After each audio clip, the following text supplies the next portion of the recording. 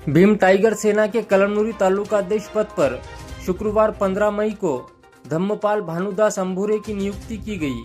ये नियुक्ति भीम टाइगर सेना के राष्ट्रीय अध्यक्ष दादा साहेब शेड़के द्वारा कलमनुरी में आयोजित एक कार्यक्रम में की गई।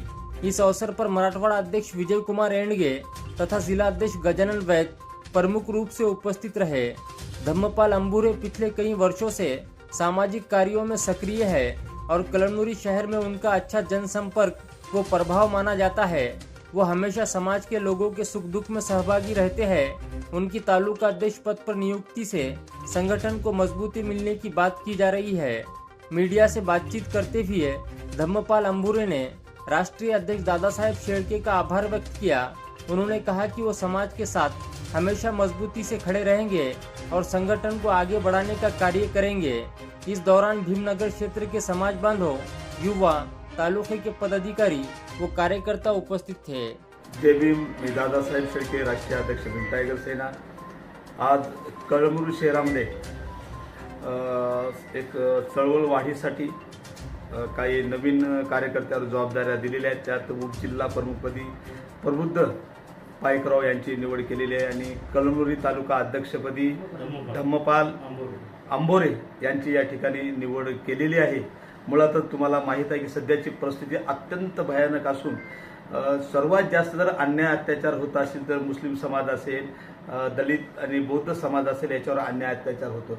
राजकारणा माणसाकडून आम्हाला अपेक्षाही नाही, कारण एखादी व्यभिचार करणारी बाई असेल आणि आजचे राजकारणी, या दोघांमध्ये भीम टायगर सेना फरक समजत नाही। मग बाबासाहेबांनी 15 ऑक्टोबर 1956ला जे सांगितलं होतं की तुम्ही मला माझा आपला उद्धारकर्ता मानता, खरं तुम्ही जर माझे अनुयायी असाल तर 20वा हिस्सा तुम्ही समाज कार्याला द्या। 20वा हिस्सा 5वा हिस्सा त्याला 20वा हिस्सा म्हणता येईल। त्याचा अर्थ असा की निवळ पैसाच नाही तर तुमचा वेळ असेल इत्यादी इत्यादी, आणि ते देण्यासाठी ज्या ठिकाणी भीम टायगर सेना स्थापन झालेली आहे। संविधानाचं संरक्षण करणे, माया बहिणीचं संरक्षण करणे आणि कोण्याही जाती धर्माच्या माणसावर अन्याय अत्याचार हो त्याचंही संरक्षण करण्यासाठी भीम टायगर सेना काम करणार आहे। आणि हे सगळं आम्ही जे काय करतो संविधानाच्या भरोशावर, आणि म्हणून आपल्या सर्वांना माहीत असेल हे सरकार, सेंट्रल गव्हर्नमेंट असेल, स्टेट गव्हर्नमेंट असेल, हे संविधान विरोधी कायदे तयार करत आहेत। आपल्याला कदाचित माहीत असेल नसेल, 10 जून 2025ला जनसुरक्षा कायदा एक अस्तित्वात आला, ज्यात पत्रकाराचे अधिकार, कार्यकर्त्याचे अधिकार त्यांनी म्हणजे काढून टाकलेले आहेत। महाराष्ट्र धर्म स्वातंत्र्य कायदा असेल, हे आपल्याला माहित आहे, उपवर्गीकरणाचा एक कायदा आहे। हे सगळे कायदे संविधान विरोधी आहेत, म्हणजे इनडायरेक्टली, कारण स्क्रीनवर भारतीय संविधान नाव आणि अंदर पोखरण्याचं काम हे सरकार करत आहे।